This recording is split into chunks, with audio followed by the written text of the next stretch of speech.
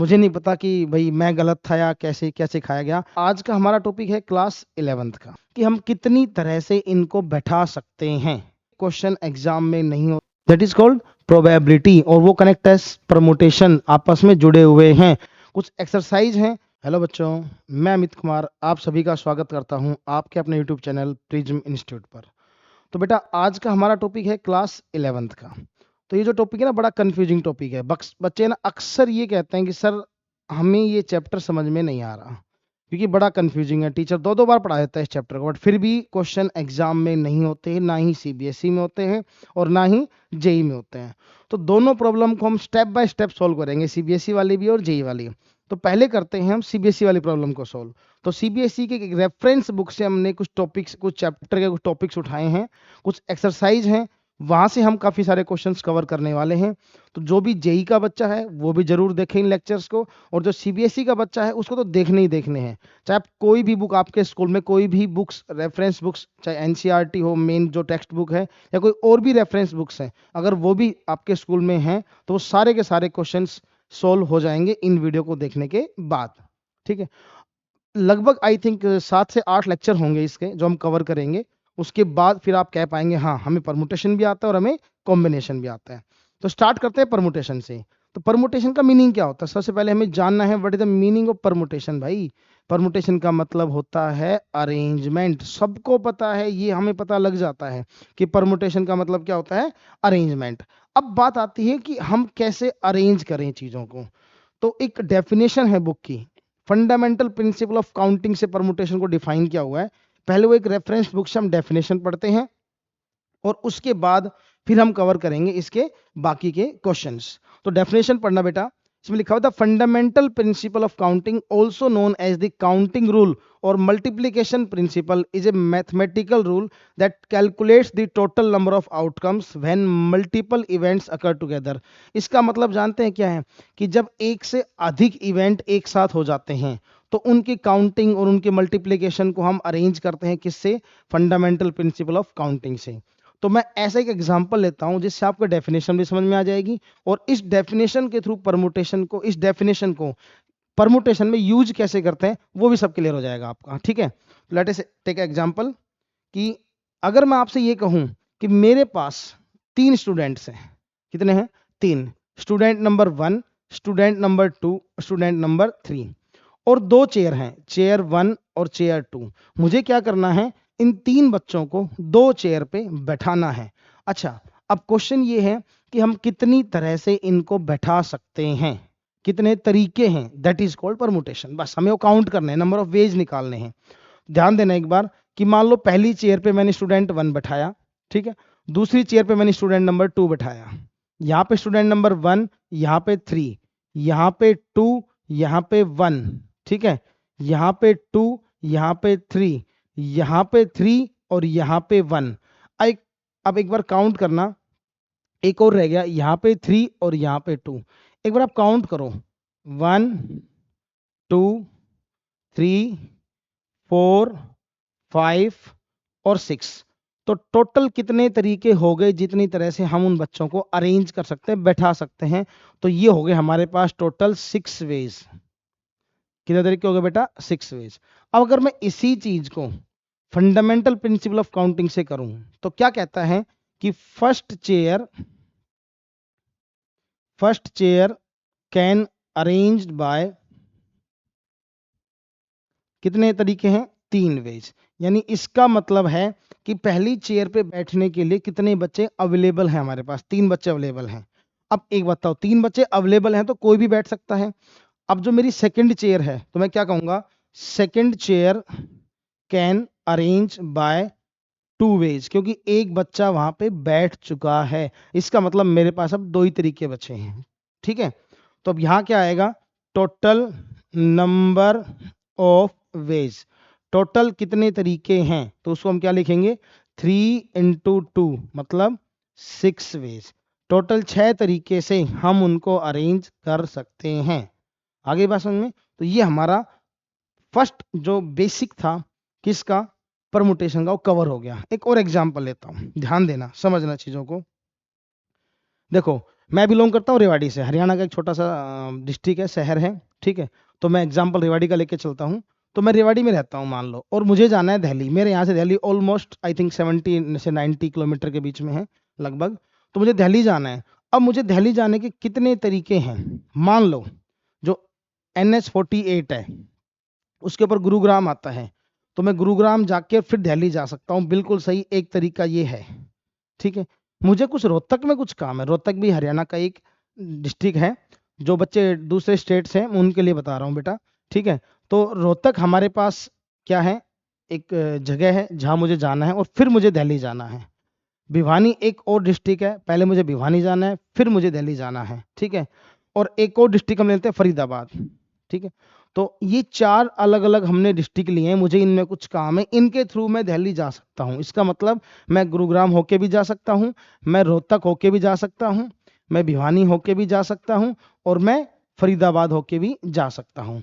तो इसका मतलब ये हुआ, क्या हुआ इसका मतलब, कि मेरे पास 4 तरीके जाने के हैं। मैं कहीं से भी, मान लो एक पर्सन है वो रेवाड़ी से दिल्ली गया और रोहतक होके गया और रोहतक होके वापस आ गया, तो एक तरीका है जहां से वो अपनी यात्रा को पूरी कर सकता है, अपनी ट्रैवल, अपनी जर्नी को कंप्लीट कर सकता है। अगर उसको कुछ मान लो कोई काम है रोहतक में, वहां सामान डिलीवर किया फिर उसके बाद दिल्ली चला गया, ठीक है, ऐसा हो सकता है। मान लो रोहतक से गया वो पर्सन और वापस गुरुग्राम होके आ गया, ये भी संभव है, संभावना। देखो probability sorry permutation is totally connected with probability, मतलब संभावना, कितनी संभावनाएं हमारे पास अवेलेबल हैं, दैट इज कॉल्ड प्रोबेबिलिटी। और वो कनेक्ट है परमुटेशन, आपस में जुड़े हुए हैं। अगर आपने एक भी संभावना को मिस कर दिया तो परमुटेशन के सारे तरीके नहीं मिल पाएंगे, ठीक है। तो 10th की प्रोबेबिलिटी आपने पढ़ी होगी जरूर। ये हमारे पास रोहतक से गया फिर भिवानी से आ गया, रोहतक से गया फरीदाबाद से आ गया, आ गई बात समझ में। इस तरह से 4 तरीके हो गए जो रोहतक वाले हैं, ठीक है। तो रोहतक से गया, रोहतक से आया, रोहतक से गया गुरु, ऐसे ही हम फिर गुरुग्राम को पकड़ लेंगे। गुरुग्राम से गया, गुरुग्राम से आया, गुरुग्राम से गया, रोहतक से आया। तो टोटल 4 4 4 करके हमारे पास टोटल कितने वेज हो जाएंगे? तो टोटल वेज हमारे पास हो जाएंगे बेटा 16। 16 तरीके, जैसे हमने 4 निकाले रोहतक वाले, ऐसे ही 4 गुरुग्राम के, ऐसे ही भिवानी के, ऐसे ही फरीदाबाद के। तो ये हमारे पास टोटल 16 तरीके हो जाएंगे, ठीक है। अब इसी चीज को मुझे क्या करना है, फंडामेंटल प्रिंसिपल ऑफ काउंटिंग से करना है। अभी मैंने एक छोटा सा चार्ट सा बनाया और मैंने उसको सोल्व किया, लेकिन जब मैं कहता हूं कि 10 तरीके हो जाएं, 10 तरीके जाने के हैं, तब तो वहां चीजें थोड़ा कॉम्प्लिकेटेड हो जाएंगी चार्ट के थ्रू। कभी भी आपसे ये नहीं कहेगा कि वो तरीके कौन कौन से हैं, टोटल काउंटिंग मांगेगा बस। तो काउंटिंग तो हम इसी से कर सकते हैं भाई, fundamental principle of counting totally तो मांगेगा, ठीक है। तो हम क्या करेंगे, 4 तरीके जाने के और 4 तरीके आने के, तो ये हो गए 16 वेज। तो ऐसे आपने परमुटेशन के क्वेश्चंस को सोल्व करना है, ठीक है। अब यहां पे एक लाइन है, क्वेश्चन अभी आएगा, एनी रूट, कोई भी रूट आपसे ले सकता है। एक कहेगा डिफरेंट रूट, अगर वो कहे डिफरेंट रूट से जाना है तो इसका मतलब ये हुआ कि जिस रूट से जाएगा उसी से वापस नहीं आएगा, डिफरेंट से आना है। तो 4 तरीके जाने के, 3 तरीके आने के, वो हो जाएंगे 12 वे, यानी 4 तरीके से गया और एक जिससे गया उसे वापस नहीं आया, तो वो डिफरेंट रूट हो गया। एक काम करता हूँ, क्वेश्चन देखता हूँ इसके अंदर है क्या यहाँ पे अभी। हाँ हाँ, ठीक है, ये क्वेश्चन है उसी तरह का है। आगे और चेक करूँ, एक क्वेश्चन और था,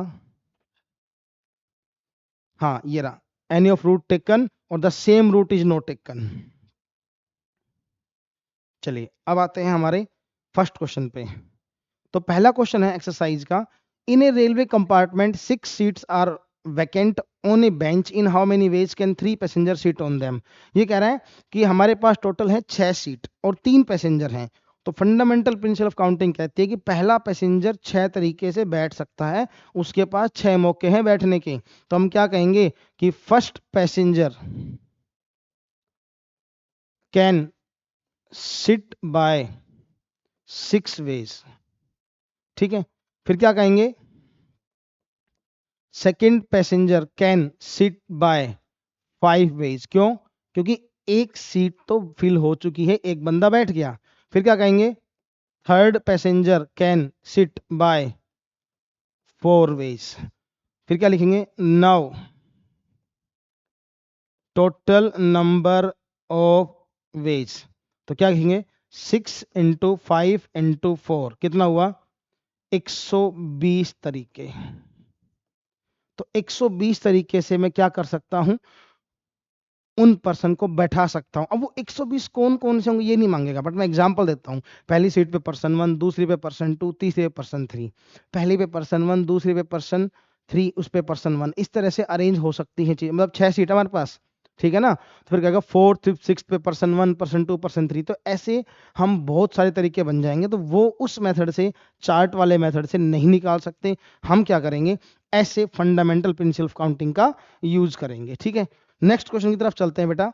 John wants to go abroad by ship and return by air, बाहर जाता है शिप से और वापिस आता है एयर से। He has a choice of 6 different ship, कितनी शिप है उसके पास, 6 हैं। Go and 4 airline to return, 6 तरीके से वो बाहर जा सकता है और 4 तरीके उसके आने के हैं। फिर कह रहा है इन how many ways can he perform he journey, कितने तरीके से वो अपनी जर्नी को कंप्लीट कर सकता है। सिंपल सा है भाई, 6 तरीके जाने के, 4 तरीके आने के, 24 वेज हो जाएंगे।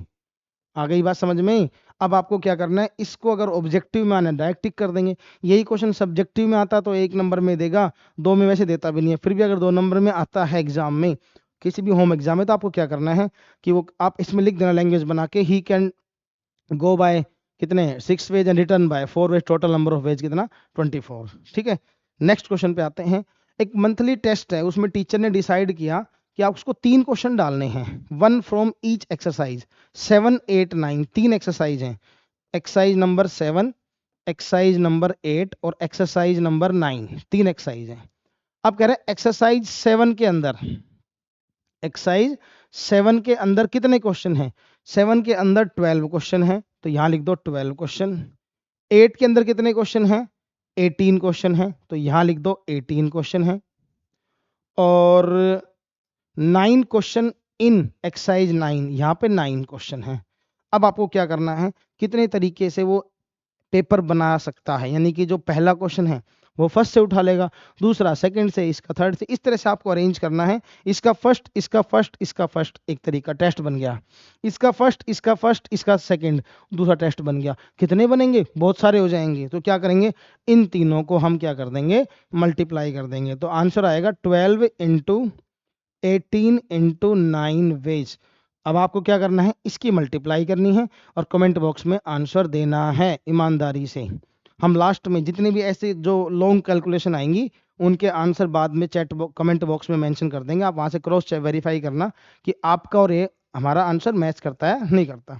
कैलकुलेशन आपकी बढ़ जाएगी, स्पीड बढ़ेगी आपकी, ठीक है। फिर कह रहा है there are 4 route between Delhi and Mumbai, Delhi से, देखो सेम क्वेश्चन आ गया, मैंने रेवाड़ी से दिल्ली लिया था, ये कह रहा है दिल्ली से मुंबई के 4 रास्ते हैं। In how many ways, different ways can a man go from Delhi to Mumbai and return, जाना है और आना है। If for returning any of route taken, किसी भी रूट से आ और जा सकता है, कोई बाउंडेशन नहीं है। तो भैया 4 तरीके जाने के, 4 तरीके आने के, कितने हो जाएंगे 16 वेज। आई बात समझ में, ठीक है। इसके बाद क्या कह रहे हैं, same route is not taken, इसका मतलब ये हुआ जिस तरीके, जिस रास्ते से गया उससे नहीं आएगा बस। तो 4 गया, वापसी में 1 रुक गया, कितने हो गए 3। तो 4 तरीके जाने के और 3 तरीके आने के, कितना हो गया 12 वेज। बस सिंपल सा क्वेश्चन है, कर लेंगे ना। देखो पहले बेसिक्स करने, जितने भी क्वेश्चन मैं करवा रहा हूं एक बार सारे के सारे करके देखने हैं आपने, ठीक है। इसके बाद नेक्स्ट है, from a committee of 8 person, in how many ways can we select or choose a chairman and a vice chairman, assuming one person cannot hold more than one position। इसका मतलब ये है कि कमेटी बनानी है हमें, क्या बनानी है, कमेटी। हमारे पास है 8 लोग हैं, उसमें से चेयरमैन और वाइस चेयरमैन, मान लो एक क्लास का एग्जांपल लेता हूँ, 10 बच्चे हैं आपकी क्लास में। टीचर ने कहा भाई मुझे क्या बोलते हैं उसको, मॉनिटर और वाइस मॉनिटर सेलेक्ट करना है। जिस दिन मॉनिटर एब्सेंट होगा ये बच्चा देखेगा सारा काम, ठीक है। तो 8 बच्चे हैं, मॉनिटर की सीट के लिए सारे एलिजिबल हैं। कोई भी कह सकता है सर मैं बनूंगा मॉनिटर, मैं बनूंगा। तो इसका मतलब जो पहली सीट है मॉनिटर वाली वो कितने तरीके से भरी जा सकती है, 8 तरीके से। तो सेम क्वेश्चन यहाँ पर है, 10 बच्चे हैं तो 10 तरीके से, 8 है तो 8 तरीके से। तो हम क्या कहेंगे, जो पहली सीट है वो 8 तरह से फिल हो सकती है, इनटू मल्टीप्लाई चलेगी, ध्यान रखना, पर जब तक नया केस ना आ जाए। अभी बताऊंगा नया केस कैसे आएगा। फिर कह रहा है कि जो वाइस चेयरमैन है उसके लिए हमें क्या करना है, सेम बंदा 2 सीट नहीं ऑक्यूपाई कर सकता, तो एक बंदा अरेंज हो गया। अब दूसरी की बात तरफ चलो, तो जो दूसरी सीट है वो कितने तरीके, 7 तरीके से, एक बच्चा बैठ चुका है तो कितना हो जाएगा 56 वेज, लगभग 56 तरीके, 56 वेज से हम क्या कर सकते हैं, उसको अरेंज किया जा सकता है। ठीक है, नेक्स्ट है हमारे पास, each section of class 12th in a section has 40 students. There are 4 sections, section 1, section 2, section 3 और section 4।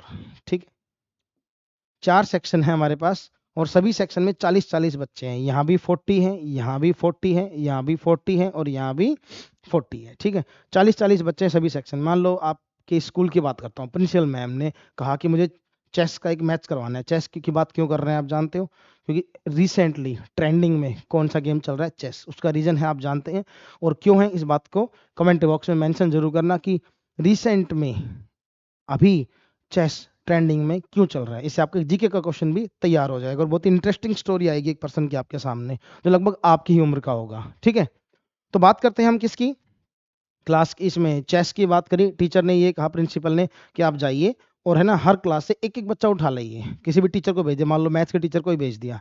अब मैं जाता हूँ भाई, मैंने देखा यार जो क्लास फर्स्ट है उसमें से रोल नंबर 1 को बुला सकता हूँ, यहाँ से रोल नंबर 1 को बुला सकता हूँ, बाउंडेशन तो है ही नहीं, यहाँ से 1 को और यहाँ से 1 को, तो मैंने 4 बच्चे बुला लिए। तो एक तरीका हो गया जो मैं मैच कंडक्ट कर सकता हूँ। चेस के लिए मैंने दो टीम तैयार कर दी या मैच करवा दिए, एक टीम ए एक टीम बी। ये हो सकता है कि इसका रोल नंबर 1, इसका 2, इसका 3, इसका 4, बिल्कुल हो सकता है सर। तो भाई कितने तरीके बनेंगे ऐसे, तो क्या करोगे, इन सबको क्या कर दो, मल्टीप्लाई कर दो, दिमाग मत चलाओ, यूजिंग फंडामेंटल प्रिंसिपल ऑफ, बोलो बोलो, काउंटिंग। तो 40 40 40 40 कितना हो गया, 16 और 16, ये आई थिंक 256 आएगा। कैलकुलेशन एरर आए तो क्रॉस चेक कर लेना, 1 2 3 4। ठीक है, आई बात समझ में, क्लियर है यहाँ तक। नेक्स्ट क्वेश्चन पे चलते हैं, लो जी। A team consist of 6 boys and 4 girls and the other has 5 boys and 3 girls. How many single match can be arranged between the two team when a boy play against a boy, a girl play against a girl? इसका मतलब ये है कि 6 हमारे पास boys हैं, 4 girls हैं। ये लो जी, 6 boys और 4 गर्ल्स। फिर कह रहा है हमारे पास 5 बॉयज और 3 गर्ल्स। ठीक है, और ये कह रहा है how many single match, how many single match can be arranged between two team when a boy play against a boy, a girl play against a girl? तो boy का मैच boy से होना है और girl का match girl से होना है। ठीक है, तो इसका मतलब ये हुआ कि एक boy 1 इसका boy 1 एक मैच अरेंज हो गया, इसका boy 1 इसका boy 2 दूसरा मैच अरेंज हो गया। तो हमें कितने मैच बनेंगे बॉयज के बीच में, तो 6 5 जा 30, तो 30 मैच तो बनेंगे बॉयज के बीच में, और 4 3 जा 12, 12 मैच बनेंगे कहाँ पे, गर्ल्स के भी। तो टोटल 42, ये डिफरेंट डिफरेंट मैच बन रहे हैं बेटा, तो 42 मैच, 42 मैच टोटल इनके बीच में हो सकते हैं। ठीक है, नेक्स्ट क्वेश्चन पे चलते हैं। There are 6 MCQ question, question number 1, question number 2, question number 3, question number 4, question number 5 और क्वेश्चन नंबर 6। और कह रहा है how many sequence of answer are possible, कितने सीक्वेंस बन सकते हैं आंसर देने के। If the first 3 question have 4 choice, यहाँ पे 4 चॉइस, यहाँ पे 4, यहाँ पे 4। फिर कह रहा है each and the next 3 have 5 choice, इसमें कितनी चॉइस है, 5, इसमें कितनी 5, इसमें कितनी 5, तो 5 5 चॉइसेस हैं। तो कितने तरीके से मैं कर सकता हूँ क्वेश्चन अटेम्प्ट। इसका मान लो ए ऑप्शन टिक कर आए आप, इसका भी ए, इसका भी ए, इसका भी ए, सबका ए टिक करके आ गए, पॉसिबल है, बिल्कुल है भाई। इसका ए, इसका बी, इसका सी, इसका डी, इसका ए, इसका बी, बिल्कुल संभावनाएं है। तो कितने बनेंगे हमारे पास, 4 into 4 into 4 into 5 into 5 into 5। तो ये हमारे पास कितना हो जाएगा, 4 इंटू 4 इंटू 4, आई थिंक 64, और ये 125। इसको सोल्व करके कमेंट बॉक्स में आंसर डाल देना कितना आया। ठीक है, नेक्स्ट चलते हैं, ये बड़ा अच्छा सवाल है। हाउ मेनी वर्ड विद और without meaning of 3 distinct letter, जब 3 डिस्टिंक्ट लेटर की बात करें ना, तो ऐसे आप एक बॉक्स बना लो 3 का। ठीक है, इंग्लिश अल्फाबेट्स कितने होते हैं बताओ, इंग्लिश अल्फाबेट 26 होते हैं, ए से लेके जेड तक, जिसको आजकल ट्रेंडिंग में क्या बोलते हैं, जी। हम लोगों ने पढ़ा, देखो इंग्लिश की एक बड़ी आप कह रहे फनी लैंग्वेज, मुझे तो समझ में नहीं आया, देखो इंग्लिश में ऑनेस्टली कहूँ तो। अब मैथ्स में मुझे एक बात बताओ, इसको हम 2 कहते हैं, 2 कहते हैं तो 2 ही कहते हैं, ये तो नहीं हुआ कि सर ये आगे जाके इसका मतलब 3 हो गया हो। अब हम जब पढ़ते थे तो मुझे नहीं पता कि भाई मैं गलत था या कैसे क्या सिखाया गया, हमें इसको क्या बताया गया था, इसको जेड फॉर जेब्रा, यही कहा था हमारे टीचर ने। और आजकल ट्रेंडिंग में क्या चल रहा है, जीब्रा, जीब्रा। अब मुझे नहीं पता क्या है, मैं सही हूँ गलत हूँ। चलो मैथ्स क्या कहता है, वो कुछ गड़बड़ नहीं करेगा, जो फिक्स है वो फिक्स है, ठीक है। हाउ मेनी वर्ड्स विद और without meaning of 3 distinct letters of English alphabets are there, चाहे उसका मीनिंग हो या उसका मीनिंग ना हो, 26 का ही, ए से लेके कहाँ तक, जी तक, ये मतलब जेड तक, ठीक है। आप जी वाला जी फॉर गोट मत समझना। तो 26 होते हैं। तो ये जो भाई साहब है, ये कितने तरीके, 26 तरीके से फिल हो सकता है। विद और विदाउट मीनिंग मतलब पहली सीट पे ए, दूसरी पे बी, तीसरे पे सी आ सकता है, ए बी सी बन सकता है। अगर गलती से ए एक्स ई बन गया तो वो विद मीनिंग हो गया, और ए बी सी बन गया तो विदाउट मीनिंग हो गया, डजेंट मैटर। आई बात समझ में। तो अब ये कह रहा है डिस्टिंक्ट, एक वर्ड आया होगा इसमें डिस्टिंक्ट, तो इसका मतलब क्या है, डिस्टिंक्ट मतलब अलग अलग, अलग अलग। अगर डिस्टिंक्ट नहीं होता, रिपीटेशन होता, तो हम यहाँ 26 26 26 लेके चलते हैं। अब क्या करना है, 26 25 और 24, मैं आपका काम बढ़ा रहा हूं, ये कैलकुलेशन मैं करूंगा, टाइम लग जाएगा, तो आप लोग करेंगे और इसका आंसर कमेंट बॉक्स में मेंशन करना है आपने कि इसका आंसर क्या आया, ठीक है। नेक्स्ट क्वेश्चन की तरफ चलते हैं बेटा। अगला क्वेश्चन है 10th, how many 3 letter code word possible using the first 10। अब आपको टोटल 26 का यूज नहीं करना, कितने का 10 करना है भैया, कितने का यूज करना है, 10 का।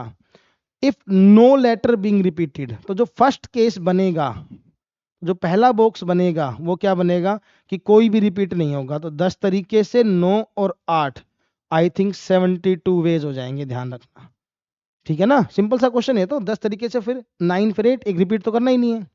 अगला कह रहा है लेटर्स आर रिपीटेड, अगर मैं 3 बॉक्स बनाता हूं, लेटर रिपीट हो सकते हैं, तो 10 तरीके से 10 और 10, ये कैलकुलेशन आसान है, तो मैं आपको आंसर दे रहा हूं। आप कहोगे सर आसान आसान तो आप कर रहे हो, मुश्किल हमारे लिए, ऐसा ही होता है भैया, मुश्किल चीजें बच्चों के लिए रहती हैं। वो कहते हैं बच्चे, मुझे अक्सर कहते थे कि सर आप है ना, एग्जाम होता है, होम एग्जाम लेते हैं हम भी स्कूल के अंदर, तो सर आप है ना साइकिल चलाना सिखा देते हो हमें, जब हम प्रैक्टिस करवाते हो साइकिल चलाना सिखाते हो, और पेपर में ट्रक चलाना डाल देते हो, तो भैया एक्सीडेंट तो होना ही है, बच्चा फेल तो सर होना ही है। तो वही बात है कि हमें सिखाया जाता है आसान आसान क्वेश्चन, आसान कैलकुलेशन, और मुश्किल मुश्किल डाल देते हो, फिर आंसर हमारे मैच नहीं होते, फिर नंबर काट लेते हो, ठीक है। तो नेक्स्ट क्वेश्चन पे चलते हैं। ये कह रहा है how many numbers are there between 100 to 1000, ये देखो गैप है, गलती से आ गया, यहाँ कोई मिसिंग चीज नहीं है। 100 to 1000 in which all digits are distinct, ये क्या कह रहा है, सारी डिजिट डिस्टिंक्ट हो, 100 से लेके 1000 के बीच में, तो कितने डिजिट का बनेगा हमारे पास, 100 से लेके 1000 के बीच में 3 डिजिट का बनेगा। कितना बनेगा बेटा, 3 डिजिट का, ठीक है। तो किस किस का यूज करना है, 0 1 2 3 4 5 6 7 8 9।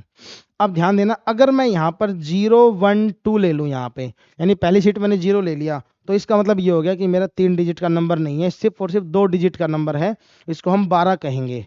आ गई बात समझ में। अब आपको क्या करना है, आपको लेना है कि पहली सीट पे 0 की एंट्री नहीं होनी चाहिए, यहाँ 0 नहीं आ सकता, इस बात को यहाँ बैठा लेना, इस बात, ठीक है ना। चाहे कितने भी डिजिट का बनाओ, यहाँ 0 बिल्कुल नहीं आ सकता। तो कितने में है मेरे पास अभी अवेलेबल, 9 है, तो ये हो जाएगा 9 वेज, 9 तरीके से मैं अरेंज कर सकता हूं। अब बात करते हैं किसकी, देखो डिस्टिंक्ट कहा था, अलग अलग था, तो एक बंदा यहां से किसी को भी कट कर दो, मान लो मैंने 4 को कट कर दिया, मतलब 4 बैठ चुका है, कोई भी एक। अब सेकंड सीट पे 0 की एंट्री हो सकती है, तो 1 2 3 4 5 6 7 8 9, तो ये हो गया हमारे पास कितना, 9 वेज। फिर एक और कैंसिल कर दो, अब कितने बचे मेरे पास, 8 वेज। तो कितना हुआ, 9 इंटू 9 इंटू 8, कितना हुआ, ये तो हम शायद हम कर ही सकते हैं, 81 इंटू 8 कितना आया फाइनली, 648। तो 648 तरीके हो गए जिससे मैं क्या कर सकता हूं, अरेंज कर सकता हूं। इसके बाद है हाउ मेनी 4 डिजिट नंबर, क्या कह रहा है बेटा, how many 4 digit number can be formed with no digit repeated, कोई डिजिट रिपीट नहीं होनी चाहिए। अब बनाना है हमें कितने बॉक्स के लिए, 4 के लिए। वही सेम चीज, पहला 9 तरीके से, फिर 9 तरीके से, फिर 8 तरीके से और फिर 7 से, बिल्कुल सेम चीज़ है, कोई चेंज नहीं है इसके अंदर, क्योंकि यहाँ पे 0 आ नहीं सकता। आ गई बात समझ में? इनके मल्टीप्लाई कर लेना, आपका आंसर आ जाएगा। नेक्स्ट क्वेश्चन करना है। एक बात देखना, ये कुछ लिखा हुआ है भाई यहाँ पे, एक बार चेक करना क्या आपने अभी तक ये किया है, नहीं किया। अरे देख लो क्या लिखा हुआ है, कर देना भैया, ठीक है। चलते हैं आगे। अगर आपको लग रहा है कि क्लास बढ़िया चल रही है, समझ में आ रहा है, परमुटेशन फर्स्ट क्लास चल रहा है, पहली बार परमुटेशन समझ में आना शुरू हुआ है, तो रिक्वेस्ट है भैया इसको अपनी क्लास के किसी भी दोस्त, 1 2 3 दोस्तों के पास भेज देना। हमारा काम भी आसान, आपका भी आसान, ठीक है। हम और मेहनत करेंगे। देखो, सब्सक्राइबर इंक्रीज होना, व्यूज बढ़ना एक टीचर के लिए मोटिवेशन होता है। अगर मैं यहाँ काम कर रहा हूँ तो मुझे पता है 2 3 5 7 10 व्यूज आएंगे, सब्सक्राइबर इंक्रीज होते, एक दिन ऐसा आएगा कि मेरा भी कहीं ना कहीं मोरल डाउन हो जाएगा, तो फिर वीडियोज आनी बंद हो जाएंगे। तो इसलिए आपको एक काम जरूर करना है, ठीक है। फिर कह रहा है हमारे पास, how many numbers are there between 100 and 1000 such that every digit is इधर 2 और 9। ये बहुत ही बढ़िया क्वेश्चन है, फर्स्ट क्लास झक्कास क्वेश्चन है ये, ठीक है ना। ये कह रहा है 100 से लेके 1000 के बीच में 3 बॉक्स ही बनेंगे, या तो 2 आएगा या 9 आएगा, इसके अलावा कुछ भी नहीं आएगा। तो भाई क्या करना है, ये चीज 2 ही तरीके से भर सकते हैं, क्योंकि 2 ही बंदे तो हैं। अब यहाँ एक मत करना, क्योंकि इसके अलावा कोई और ऑप्शन नहीं है, उसने खुद ही कहा है कि 2 तरीके से भर सकते हैं। तो ये भी 2 तरीके से भर सकते हैं, और ये भी 2 तरीके से भर सकते हैं। आपको लग रहा होगा बहुत ही आसान आसान क्वेश्चन है, 8 तरीके हो गए, आसान से मुश्किल की तरफ भी लेके जाएंगे, जेई के PYQs भी करेंगे, बड़े आसान लगेंगे अगर ये बेसिक्स करके जाते हो तो। बहुत सारे कोचिंग इंस्टीट्यूट्स में, बहुत सारे यूट्यूब चैनल्स के ऊपर बहुत सारे टीचर ऐसा करते हैं कि डायरेक्ट PYQs पढ़ा दिए बच्चों को, या इंस्टीट्यूट के अंदर डायरेक्ट PYQ, मतलब एक मॉड्यूल दे दिया उनको, चलो पढ़ो बच्चों, बच्चा खत्म, डेड, वहीं पर खत्म हो जाता है अगर डायरेक्ट उसको मॉड्यूल्स पकड़ा दिए जाते हैं तो। पहले को देखो, मेरा ये मानना है, बाकी होता है अलग अलग टीचर का अलग अलग मानना हो, पहले बच्चे को कोई ना कोई रेफरेंस बुक से उस चैप्टर को बेसिक CBSE लेवल पढ़ाया जाए ढंग से, अच्छे से, उसके बाद फिर उसको जेई के PYQs टॉपिक्स वगैरह सब करवाए जाएं, तब तो शायद ज़्यादा बेहतर चीज़ें क्लियर हो पाए, ठीक है ना। अब आप ये वीडियो कवर करो पूरी, इसके बाद फिर आप जेई की तरफ जाना, देखना, बड़ा मजा आएगा आपको, ठीक है, कोई दिक्कत ही नहीं आएगी। नेक्स्ट क्वेश्चन की तरफ चलते हैं। How many 3 digit even positive, जब बात इवन की आती है तो आपको क्या करना है बेटा, लास्ट सीट की तरफ देखना है, इस सीट की तरफ। जब भी इवन की बात आए, किस किस का यूज करना है, 0 to 9 डिजिट्स रिपीट हो सकती हैं, तो 0 1 2 3 4 5 6 7 8 9। अब बताऊंगा, जब यहाँ पे आएगा ना नोट रिपीटेड, तो ये क्वेश्चन एक अलग फ्रेम में चला जाएगा, फिर उसमें हम 2 केस बनाने पड़ेंगे, एक केस 0 वाला और एक बाकी वाला। पहले इवन को समझो। इवन क्या कहता है कि लास्ट सीट पे 0 1 2 सॉरी 0 2 0 2 4 6 और 8 होना चाहिए। इसका मतलब लास्ट 6 5 तरीके से ही फिल हो सकती है। जब इवन की बात करें, ओड की बात करें, तो सीधा अटैक कर दो कहाँ, पीछे वाली सीट के ऊपर, ठीक है। यहाँ पे अटैक कर दिया हमने 5 तरीके से। अब आ जाओ फर्स्ट सीट पे, यहाँ पे आ जाओ।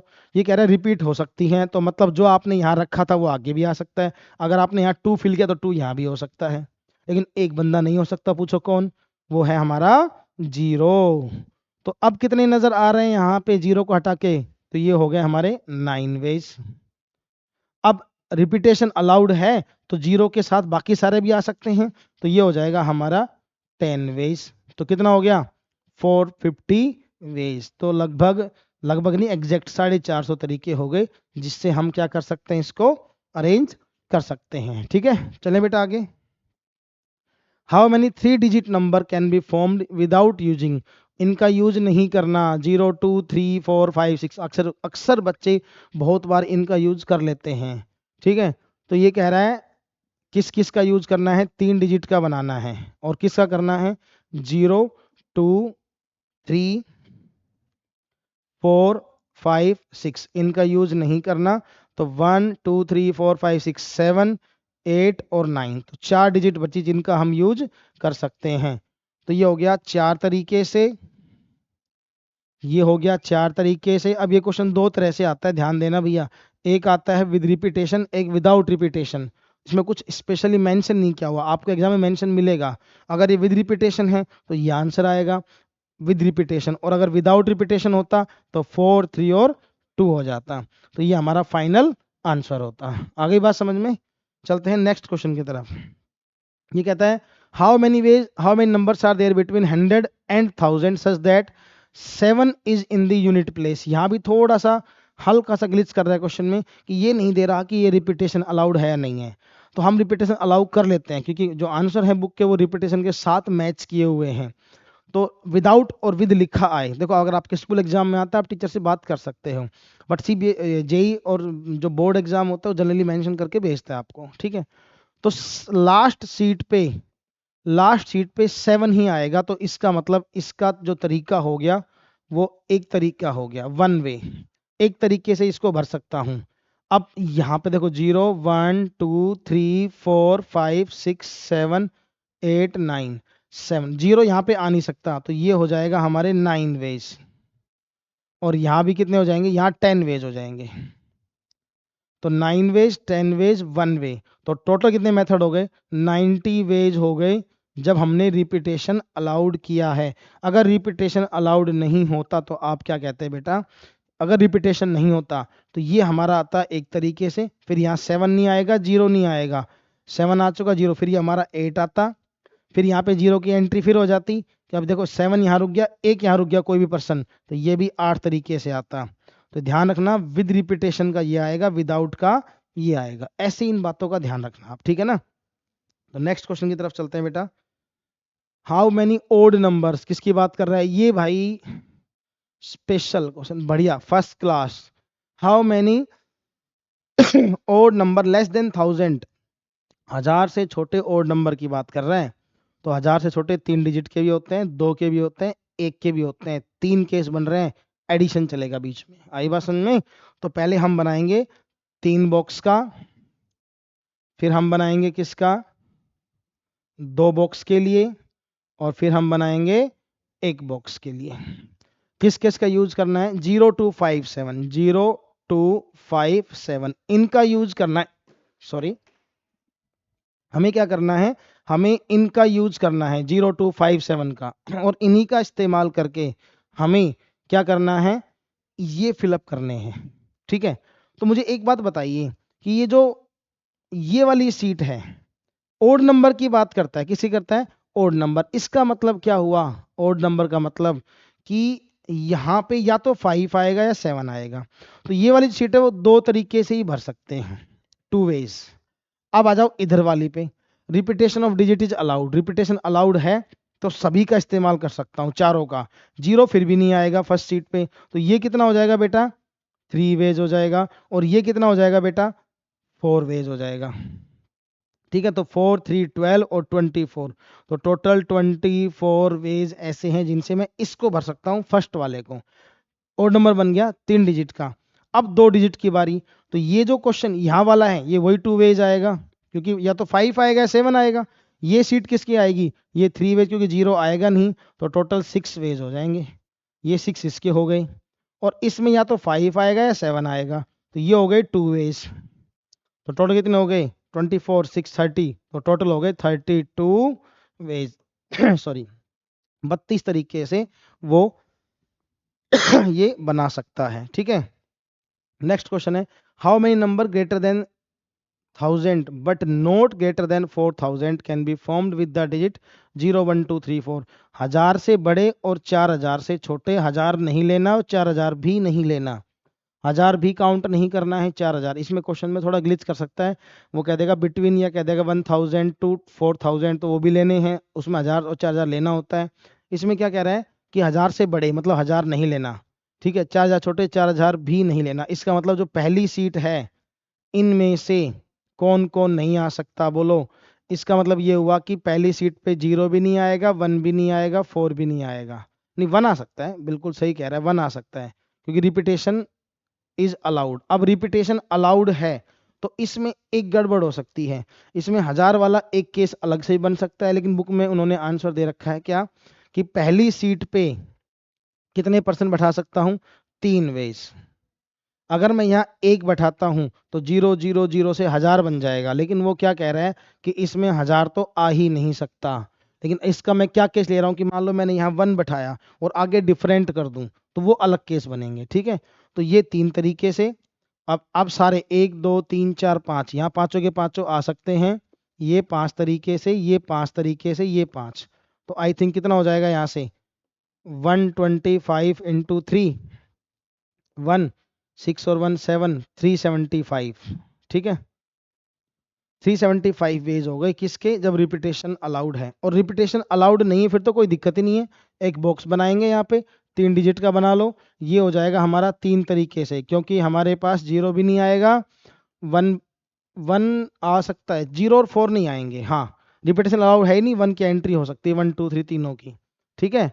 तो 0 3 वेज हो गए। अब एक बंदा बैठ गया, कोई भी, कितने बचे 4 वेज, और ये कितना हो गए 3 वेज, तो कितना हो गया 6 9 36 वेज हो गई विदाउट रिपीटेशन में। आ गई बात समझ में। तो ध्यान देना, ये थोड़ा सा गड़बड़ करता है, एग्जैक्ट नहीं लिखता चीजों। अब देखो जो बुक के आंसर है वो ये दे रखे हैं इन्होंने, लेकिन अब एक क्या कह रहा है, अगर इसमें हम एक क्वेश्चन क्रिएट करें तो सर इसमें से एक माइनस भी करना पड़ता है। कुछ बच्चे बोलते हैं सर एक माइनस कर दो, क्यों, क्योंकि जो 1000 है वो इसमें काउंट हो सकता है, तो क्या पता यहाँ 1 आ जाए, ये 0 0 0 आ जाए। बिल्कुल ये क्वेश्चन जायज है। आ गई बात समझ में। तो इसमें एक बार आप ये देख लेना कि एनसीईआरटी क्या कहती है और आपकी बुक क्या कहती है, तो उसी को फॉलो कर लेना। आगे बात समझ में। दोनों ही चीज़ें मैं आपको बता के चल रहा हूँ। 375 भी कुछ जगह आंसर मिलता है और कुछ जगह 374 भी आंसर मिलेगा, ठीक है ना, क्योंकि 4 तो काउंट हो ही नहीं रहा यहाँ पे। नेक्स्ट क्वेश्चन है, find the number of 4 letter word. ये बड़े आसान से क्वेश्चन है, विद और without meaning when can be formed out of the letter of this word rose. Rose से बनाना है और डिजिट अलाउड नहीं है, तो इसका मतलब 4 बॉक्स ही तो बनेंगे भाई, 1 2 3 4। तो इसमें 4 तरीके से, इसमें 3 तरीके से, इसमें 2 तरीके से, इसमें एक, कितना हो जाएगा 24 वेज हो जाएंगे। कितने हो जाएंगे बेटा 24 वेज, ये हो जाएंगे 24 वेज, ठीक है। बड़ा सिंपल सा क्वेश्चन था। हमें क्या करना था, रोज नाम से एक हमारे पास वर्ड गिवन है, इससे कितने लेटर बनाए जा सकते हैं, तो 4 3 2 1, बड़ा सिंपल सा क्वेश्चन है।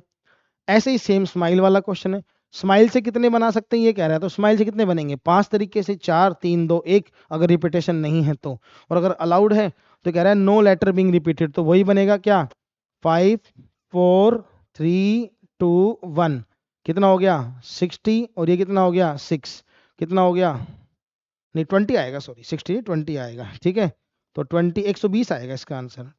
तो ये हो गया 20 और ये हो गया हमारा 6, तो कितना हुआ 120 वेज। बड़ा सिंपल सा क्वेश्चन था, ठीक है ना। नेक्स्ट क्वेश्चन करो, बड़ा आसान सा है। ये थोड़ा आप कंफ्यूज हो सकते हो इसके अंदर, ध्यान देना। 5 person enter the lift cabin.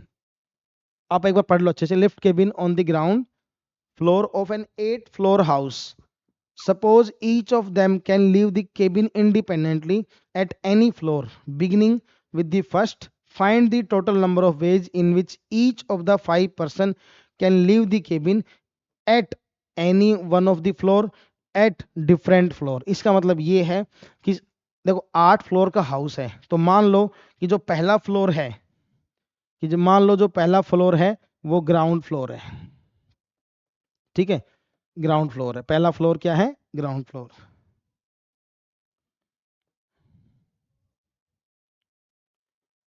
पहला फ्लोर ग्राउंड फ्लोर है, ठीक है। उसके बाद क्या कह रहा है, ये हमारा आ गया ग्राउंड फ्लोर। उसके बाद आएगा फर्स्ट फ्लोर, फिर सेकंड, फिर third, fourth, fifth, sixth, seventh, ये 7 फ्लोर हैं। तो यहाँ पे कितने पर्सन ने एंट्री की, 5 लोगों ने, और वो इंडिपेंडेंटली उन्हें उतरना है, इंडिपेंडेंटली उतरना है उन्हें, ठीक है। तो जो 5 पर्सन हैं वो कहीं भी उतर सकते हैं। मान लो यहाँ 5 के 5 उतर सकते हैं, यहाँ भी, यहाँ भी, यहाँ भी, यहाँ भी, यहाँ भी और यहाँ भी। तो क्या लिखेंगे, first person can left the cabin 7 ways. 7 तरीके हैं लिफ्ट को छोड़ने के, मेरी मर्जी कहीं भी उतरूं। अब जहां पहला उतर गया वहां दूसरा भी उतर सकता है भाई। तो जो दूसरा पर्सन है वो भी कहीं, वो कह रहे at any of the floor. तो पहले पर्सन जो केस 1 था, देखो ये रहा केस 1, तो पहले पर्सन के पास 7 7 7 7 7 और 7, तो 7 की पावर 5, यानी पहले पर्सन के पास कितने मौके हैं, 7 7 7 तरीके हैं। पहले के पास 7, दूसरे के पास 7, तीसरे के पास 7, सबके पास बराबर मौके हैं, कोई बाउंडेशन नहीं है, ठीक है। लेकिन दूसरे में क्या कह रहा है, एट डिफरेंट फ्लोर, यानी एक बंदा जहां उतर गया वहां दूसरा नहीं उतरेगा। तो पहले के पास 7 मौके, दूसरे के पास 6, फिर 5, फिर 4, फिर 3, पहला, दूसरा, तीसरा, चौथा, पांचवा। इसको सोल्व कर लेना और आंसर कमेंट बॉक्स में मेंशन कर देना। तो बेटा ये थी उस बुक की पहली एक्सरसाइज थी जो कि हमने कवर कर ली है, 20 क्वेश्चन है उसके अंदर।